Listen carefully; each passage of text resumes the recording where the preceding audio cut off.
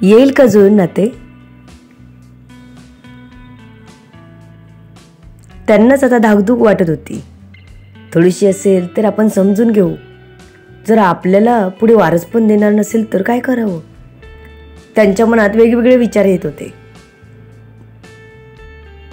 दिव्या हॉस्पिटलमध्ये आहे ऐकल्यापासून नीतांना टेन्शन आलं होतं. पुन्हा फोन करावा का? शिव गाडी चालवत होता, पण सकाळची वेळ असल्याने ट्रॅफिक होतं. वैतागला होता. नीता उलट दिशेने येत असल्यामुळे त्यांना ट्रॅफिक नव्हतं. तर 20 मिनिटातच पोहोचल्या. शिवने पुन्हा दिव्याच्या फोनवर कॉल केला. तेव्हाही नर्स बाहेर स्पंज बाथसाठी सांगायला गेली होती. तिला आपण फोन बंद ठेवल्यामुळे काही गडबड होईल याचा अंदाज नव्हता. शिव मनात नर्सला चांगल्याच शिवाय देत होता. नीता हॉस्पिटलमध्ये पोहोचल्या. हॉस्पिटलच्या आत येताच डॉक्टर धावत पुढे आले. हाय मॅम, तुम्ही इथे? कोणाला भेटायचं आहे? डॉक्टरांनी त्यांना हात मिळवत विचारलं. त्यांनी दिव्याचं नाव आणि रूम नंबर सांगितला. डॉक्टर VIP सेक्शनला स्वतः त्यांना घेऊन गेले. तेव्हा दिव्याचं स्पंज बाथ नुकतंच झालं होतं. दरवाजा आतून बंद होता. काय घेणार? T, coffee? डॉक्टरांनी विचारलं. थँक्स डॉक्टर, पण मला काही नको. मी या मुलीला भेटायला आले. काय मेडिकल कंडिशन आहे तिची? मला एक्सप्लेन कराल का? नीता म्हणाले. Yes ma'am, why not? म्हणत डॉक्टरांनी सांगायला सुरुवात केली. इतक्यात दरवाजा उघडला व एक मावशी बाहेर येताना दिसली. नर्स आतच उभी होती. बाहेर डॉक्टर आणि अजून कोणी उभा होतं म्हणून बघत होती. नीताना घेऊन डॉक्टर स्वतः दिव्याकडे गेले. तिची कंडिशन समजावणं चालू होतं. डॉक्टर, माझी एक शंका आहे. डॉक्टरांना मध्येच थांबवत नीताने डॉक्टरांना विचारलं. विचारा ना, डॉक्टर म्हणाले. ती अपंग नाही ना? नीताने शेवटी आपल्या मनात असलेलं विचारलंच. नाही नाही, तसं काही नाही. एकदम छान आहे मुलगी. याआधी एकदा ॲडमिट होती. तिचं ॲक्सिडेंट झालं होतं. त्यावेळी 2-3 दिवस होती. तिला सोडलं होतं, पण ट्रेसमुळे परत ॲडमिट करावं लागलं. डॉक्टरांनी तिची सर्व माहिती दिली. मॅम स्वतः आल्या म्हणून ते सगळं एक्सप्लेन करत होते. ही मुलगी आदित्यसाठी किती महत्त्वाची आहे हे माहीत होतं डॉक्टरांना. त्यांच्या मॉमी आल्या तर ते दिव्याबद्दल सर्व माहिती देत होते, अगदी त्यांनी विचारलेली आणि न विचारलेली. नीताने सर्व ऐकून घेतलं. दिव्याला VIP सेक्शनला बघून त्यांना वाटलं कोणी चांगल्या श्रीमंत घरातली मुलगी आहे. त्यांना माहीत नव्हतं त्यांच्या चिरंजीवाने तिलाही सेवा दिली होती. पण त्यांना आठवलं ती तर एम्प्लॉई होती ना. शिव बोलला होता लवकरच डॉक्टरांना विचारलं पाहिजे. कदाचित आदित्यनेच हिला इथे ॲडमिट केलं असेल. शिव ट्रॅफिकमधून वाट काढत हॉस्पिटलला पोहोचला. त्याला नर्सला चांगलं सुनवायचं होतं म्हणून तो तावातावानेच वाटकडे मोठी मोठी पावलं टाकत येत होता. तो दरवाजात पोचला तर त्याच्या कानी नीता आणि डॉक्टरांचं बोलणं पडलं. डॉक्टर, आदित्य कधी येतो? नीताने विचारलं. सर रोज येतात ना, काल संध्याकाळीच आले होते, डॉक्टर म्हणाले. झाला गोंधळ. शिवने बघितलं नीता बसली होती आत दिव्याजवळ. त्यांना तिथे बघून शिव लगेच मागे फिरला. त्याने वेळ न घालवता फोन काढून आदित्यला फोन लावला. बॉस, एक प्रॉब्लेम झालाय, शिव बोलला. काय झालं? शिव पटपट बोलत जा, आदित्य त्याला म्हणाला. तसं शिवने त्याला सर्व सांगितलं. मॉम पोचली पण तिकडे. डॉक्टरांना तू आधीच कॉल करायला हवा होतास.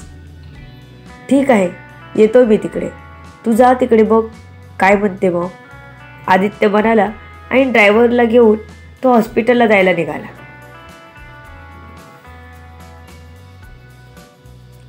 डोक्यात विचार चालू होते. दिव्या बोलत नाही म्हणून ठीक, नाहीतर आता तिने सगळं पितळ उघडं पाडलं असतं.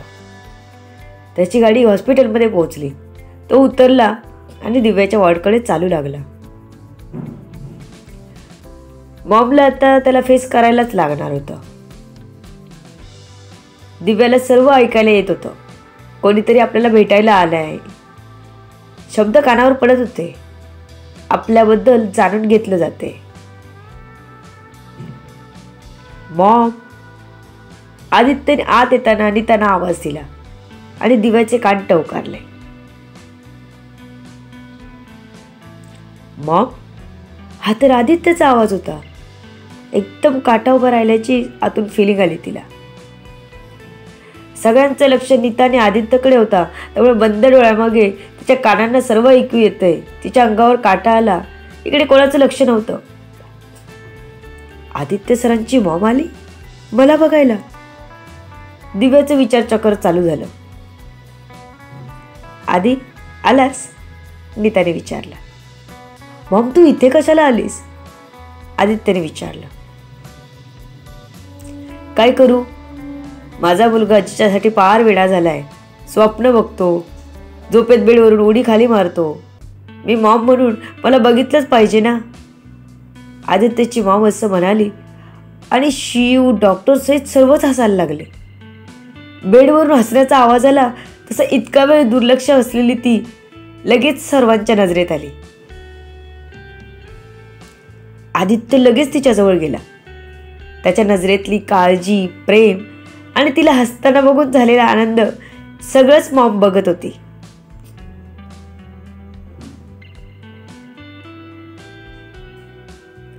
आपल्या मुलाला असं एका मुलीसाठी काळजी घेताना बघून चांगलं वाटलं. त्याने सर्वांना इग्नोर करून तिच्याजवळ गेला तर ती त्याला बघून हसत होती. हसू नकोस, दात दिसतात, आदित्य म्हणाला. तिच्याकडे मिश्किल बघत होता. हसल्यावर दातच दिसतात, दिव्या म्हणाली. पण त्यांचा तो संवाद ऐकून मॉम खुश झाली. आधी मला सून पसंत आहे, त्या उत्साहाने म्हणाल्या. त्यांचं बोलणं ऐकून नुकतीच वास्तवात आलेली दिव्याच्या डोक्यावर आठ्या पडल्या. ती स्तब्धच झाली.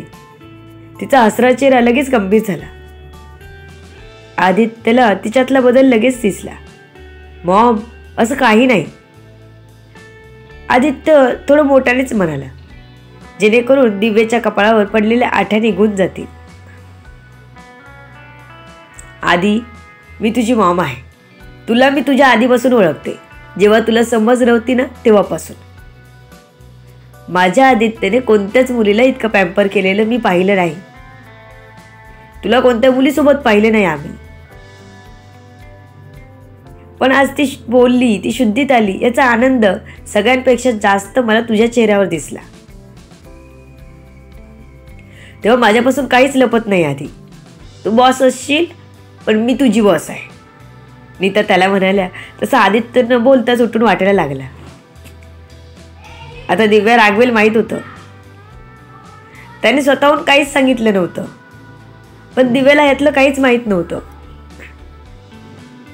म्हणून ती जे समोर डोळ्यांना दिसतंय तेच खरं म्हणणार होती. त्याने तिथून बाहेर जाणंच पसंत केलं. तो बाहेर निघाला तसे डॉक्टरही बाहेर आले. डॉक्टर, तुम्ही मॉमला सर्व सांगितलं? आदित्यने विचारलं. हो सर, म्हणजे त्यांनी मला विचारलं की दिव्या मॅडम अपंग नाहीत ना, म्हणून त्यांना मला सांगावं लागलं. डॉक्टर असे म्हणाले आणि आदित्यला आश्चर्यच वाटलं. मॉमने असं विचारलं? शिवने नर्सला बाजूला बोलावलं. तुमचा फोन कुठे आहे? स्विच ऑफ का येतोय? तुमच्यामुळे सर्व प्रॉब्लेम झाला. शिव नर्सला चांगलंच धारेवर धरत होता. तसं ती रडायलाच लागली. सर, माझा फोन रात्री स्विच ऑफ झाला होता. सकाळी उठून चार्जिंगला लावलाय. दिव्या मॅडमच्या फोनवर आलेले सर्व कॉल मी उचलत होते. नर्सने स्पष्टीकरण दिले. अरे मग माझा का नाही उचलला? शिव वैतागत बोलला. सर, मी जेवढे ऐकले तेवढे सगळे उचलले, नर्सने सांगितलं.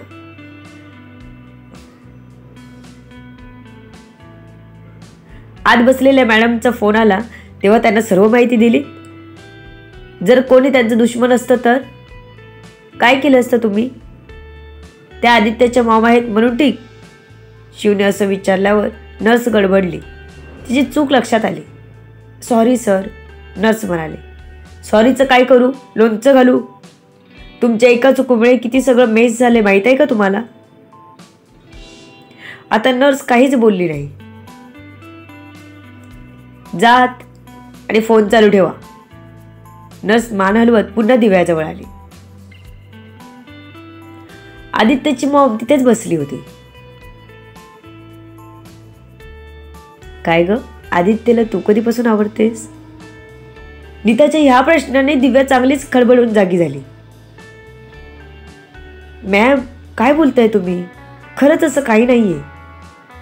सर बोलले ना, दिव्या म्हणाली. दिव्या खरं सांग, तू लाईक करतेस त्याला? नीताने असं विचारलं आणि दिव्याला तो प्रश्न म्हणजे यक्ष प्रश्न वाटला. बापरे, आता काय उत्तर देऊ? To be continue. बघू पुढे काय होतंय. सर्व गोष्टी कळण्यासाठी आरबी व्हायरल फीवरवर पुढील येणारे भाग वाचायला आणि ऐकायला विसरू नका. तुमच्या अमूल्य प्रतिसादाची आतुरतेने वाट बघते.